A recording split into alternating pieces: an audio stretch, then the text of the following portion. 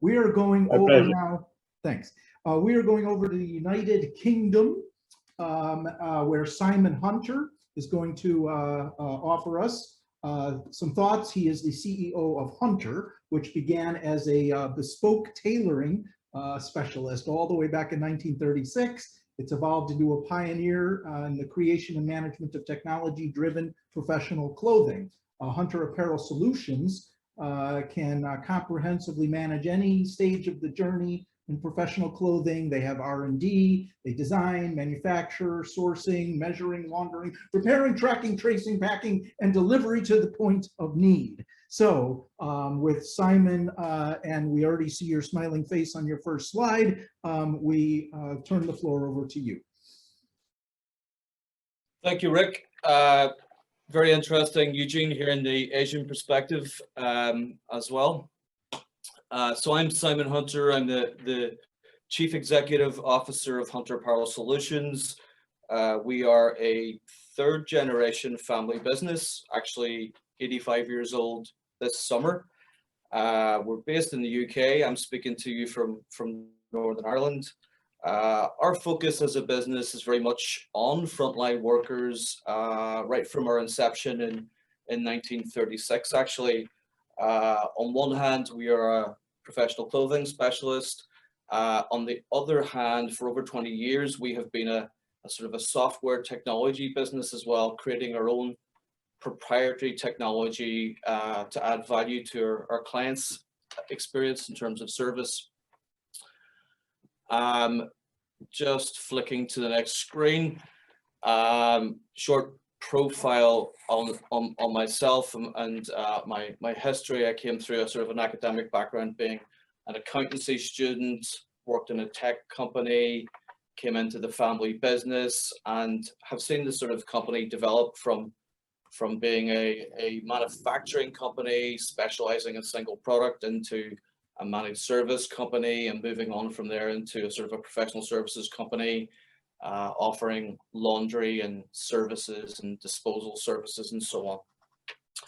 Just moving to the first question, how did the company address the challenges of the global pandemic? Yeah, when I read the question, I thought of a fantastic quote from Mike Tyson.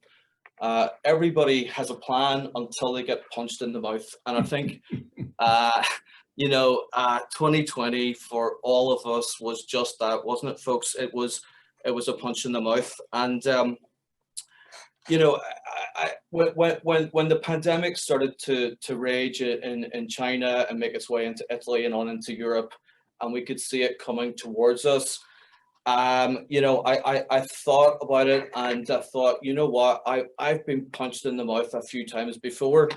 I was, you know, unfortunate enough, let's say, to become the CEO just whenever the economy was going into a massive dip in 2008. At that time, there was a cotton crisis. I'm sure you all remember it all too well. In Pakistan, cotton prices shot through the roof. Various Asian countries, the labor costs shot through the roof, and the economy was collapsing around us. You know, that was definitely a bit of a punch in the mouth. I was only in the saddle as a CEO at the time, so yeah, I learned a lot. I was a director in the company just around the time of September 11th. At that time, our company was very, very focused on sort of transatlantic travel. We manufactured goods for, you know, British Airways, Emirates Airlines, Qatar, Kuwait, you know, Saudi, a bunch of major airline carriers at that time. And of course, that business did actually collapse overnight just after September 11th, and that was for sure a punch in the mouth too. So, you know, I guess being punched in the mouth a bunch of times maybe gave me some skills that I didn't learn at college, and helped me, I think, handle the situation with Hunter during the pandemic and the early days of the pandemic.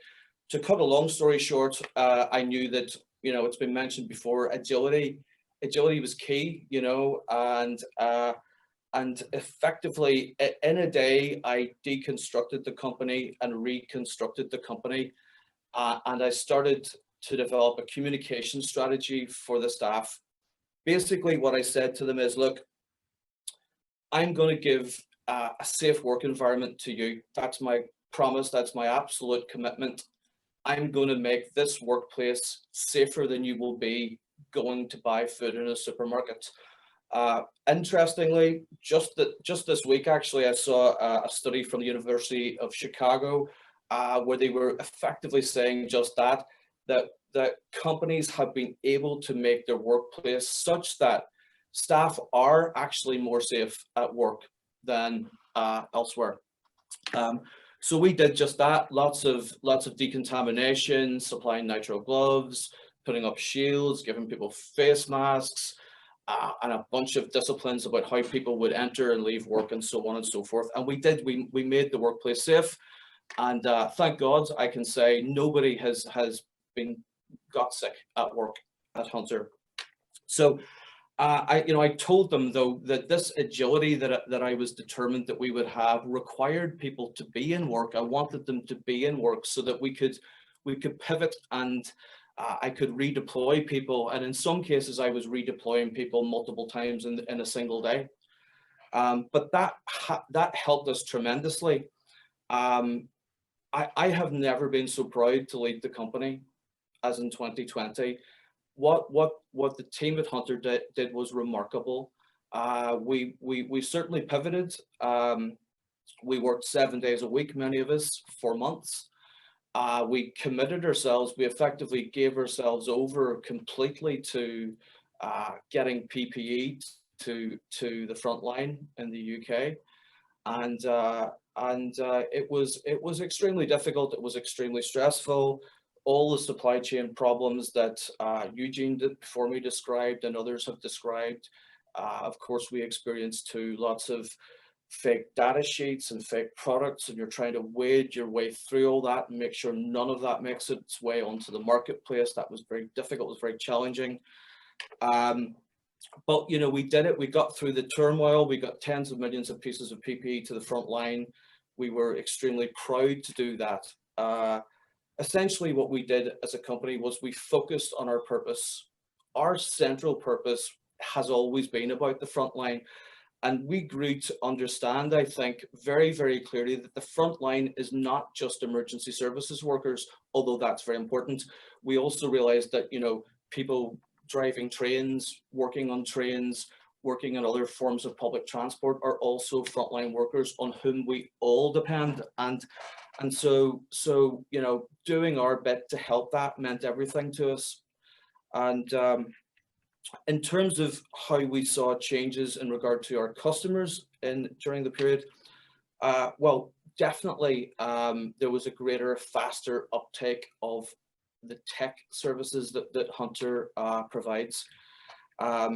Taking up some of the technical innovations that we were able to develop either through software or through product really worked for the company. And as a result, our revenues actually grew in 2020. In terms of what lessons are there for the company, for myself, and in terms of moving forward now, just into the next screen, I would say again, I'm gonna go for a quote that I just love. General Eisenhower: "In preparing for battle, I have always found that plans are useless, but planning is indispensable." So, his point, I think, I believe, is that, we must have plans. Of course, they need to change, they need to flex, but it's not a reason not to plan when tough things happen. Hunter finished, just serendipitously finished our mission at the end of 2020, and so we were into a new plan for 2021 to 2025, and I'm sure lots of the other CEOs on the call will be familiar with this concept of the vivid vision.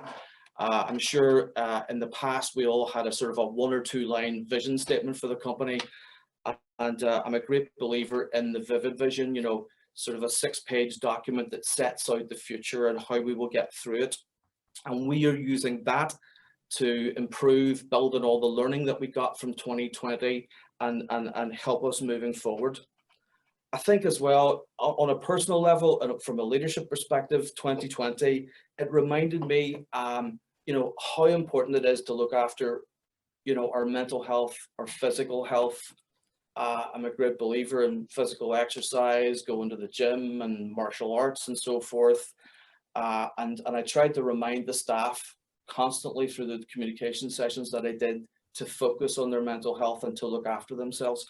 I think to some extent we were fortunate in that because we were supplying PPE to the front line, we were able to operate, almost able to feel separate from the pandemic, because we were coming to work, all of us in work every day throughout the course of the pandemic, and that was wonderful. I think helped everybody's mental health. But we introduced some other things. We've started doing group sessions online in the evening together, staff, Mobilities and Pilates courses. We're about to start doing online courses with the staff in regard to breathing exercises, and I myself am on a course, Wim Hof, if any of you are familiar, that involves cold water baths and ice training and so forth. And all that stuff is good. It powers you up and helps you through difficult times, I think.